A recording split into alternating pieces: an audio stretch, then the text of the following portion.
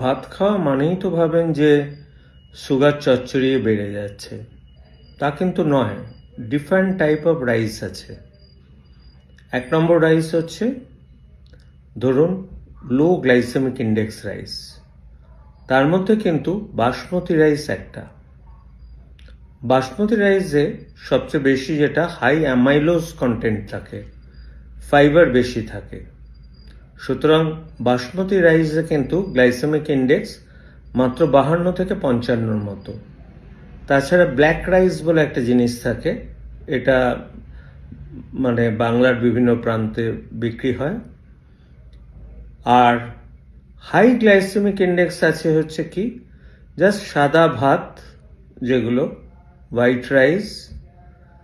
আরেক ধরনের যেটা হচ্ছে আমরা সেদ্ধ ভাত, সেদ্ধ চালের ভাত বলি, সেদ্ধ চালের ভাতের কিন্তু লো গ্লাইসেমিক ইন্ডেক্স।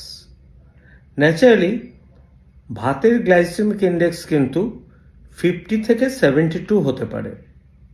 50 থেকে 55 হচ্ছে ব্ল্যাক রাইস এবং বাসমতি রাইস প্লাস সেদ্ধ চালের ভাত।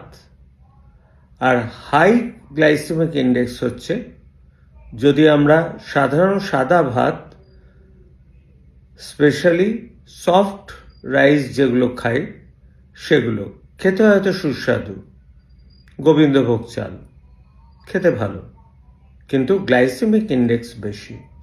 সুতরাং যারা খেতে চান ভাতের, তারা কিন্তু বাসমতি রাইস অনায়াসে খেতে পারেন।